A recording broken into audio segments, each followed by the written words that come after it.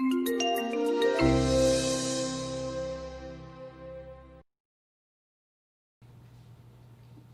right, digital truth serum. Google, the thesis of my book, basically the thesis of my research for the last 5 years, is that people are much more honest on Google than they are to basically any other source, I think. People tend to feel comfortable typing things into Google that they might not tell anybody else. And this data, of course, is all anonymous and aggregate, so nobody knows the searches that any particular person makes. But by aggregating it all and putting it all together, we can see different patterns in human behavior. So for the last 80 years, if you want to know what people want, why people did the things they do, what people will do in the future, you had one main approach. You asked them, right? You conducted a survey. Gallup or Pew or Quinnipiac would go around and say, what do you want? What are you going to do? And the main problem with this is that people have been shown to lie to surveys, particularly on sensitive topics. They try to make themselves look good. They tell surveys what they think the surveyor wants to hear, not necessarily the truth. So a classic example of this is if you ask people before an election, are you going to vote in the election? A huge percentage, the overwhelming majority of Americans say, sure, of course, I'm going to exercise my civic duty and vote. And then when the election comes around, about 55% of Americans vote. So people don't want to say that they're not voting. So we can learn really lots of, so why are people so honest on Google? Well, one thing, they're alone, they're online. That tends to make people more honest. But they also have an incentive to tell the truth to Google. So there's no reason for any person to tell a survey that they're voting about their voting behavior, whether they're actually voting or not voting. There's no reason to be honest about that. But if you're someone who doesn't always vote or is kind of a marginal voter, you may not know where the polling places are. So you have to tell Google, you have to say where to vote or how to vote or search something like that. And it is clear in the data that this predicts turnout in different parts of the country, that when people are making a lot of searches for where to vote and how to vote, people are much more likely to turn out to vote. We can also use this search data to answer big, big questions that have kind of puzzled researchers for a while. One of them that I've done a lot of research on is on racism. So this is kind of a classic area where it may be difficult to find the truth by using surveys.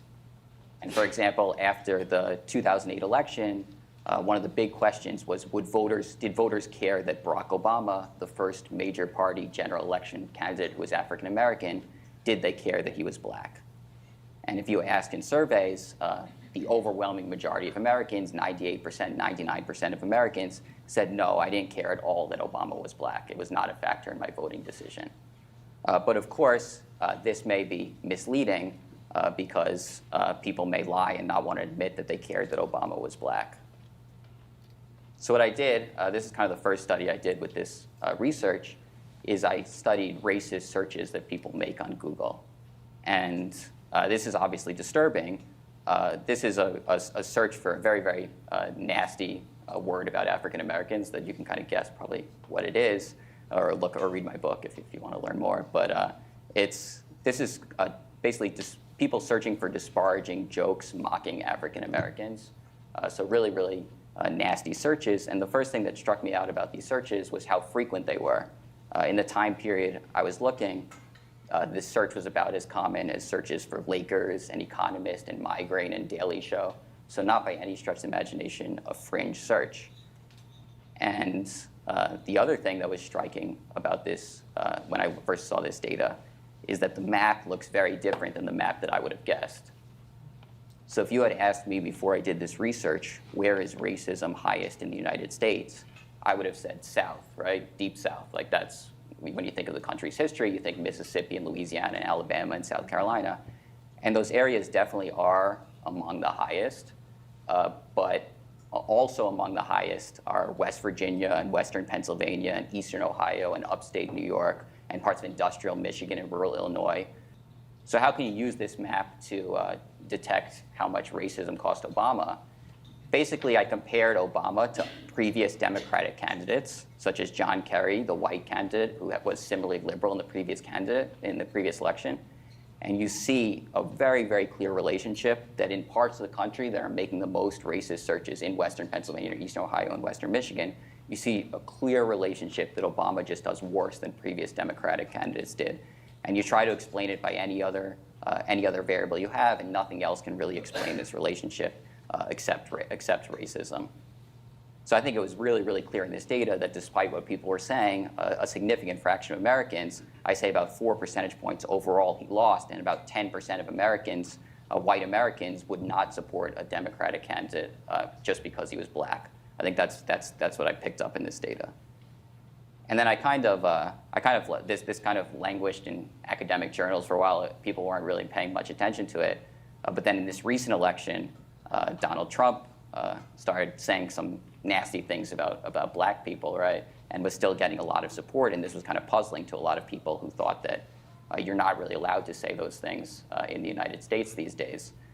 So not me, but actually Nate Cohn at the New York Times, a stats guy there, he asked for this data. He said, can I see your racist search data? I have data on how Trump is doing in the primary in all different parts of the country, and I want to see if it correlates with your racist search data. And he found that it was the single highest variable that he could find that it was higher than age and education and economic conditions and trade and policy positions and gun ownership. Basically, nothing could explain support for Trump in the primary to the same degree as this racist search did. So I think what happened is the same hidden racism that was hurting Obama but not being picked up in the data also helped carry Trump to victory. I do think that this is a radically new tool, and I think people don't realize just how revolutionary this data from the internet is, that we can actually peer into an angry mob and turn that into a science. So I think that kind of shows that this window into some parts of the psyche that are disturbing but are usually missed can really serve a useful purpose where knowing the truth is maybe the first step towards improving the world. Can you talk a little bit about the process of naming a book and how you came to Everybody Lies? So that's why I initially brought up that ridiculous question that men asked, because that's what I wanted to call my book. I wanted to call it "How Big Is My Penis? What Google That's Searches." where I was going with that. What Google searches reveal about human nature. But then my publisher's like, people would be embarrassed to buy that at an airport, so I couldn't title it that. But I think, although I still kind of think that was a better title. Although I do like this title, I didn't think of. They came up with this title, and I think it's good. I like it. Yeah, I like it. I think it gets to a lot of the point. Hi. Are you concerned at all about the Hawthorne effect? By talking about what we can learn from the Google search results, maybe people won't be as willing to put their dirty laundry out on Google. Yeah, I don't know if it's what we can learn. There definitely are changes in behavior. So this is all based on the idea that people will tell anything to Google. But someone did a paper where they compared Google searches before and after Snowden's leak. And they found that there was a big drop in searches that were either sensitive, so like, on sensitive topics or embarrassing topics. Actually, my favorite thing from the paper is that they had a list of, they had to figure out what's an embarrassing search. So they asked people, Mechanical Turk, to rank the embarrassment of searches. And one of them that got classified as embarrassing was Nickelback. And they found that those types of searches did drop, including Nickelback, after Snowden's revelation. So yeah, I don't think, it may be that that this is a brief period of time where we can really see into the human psyche, and then it'll all die down or something. I hope not.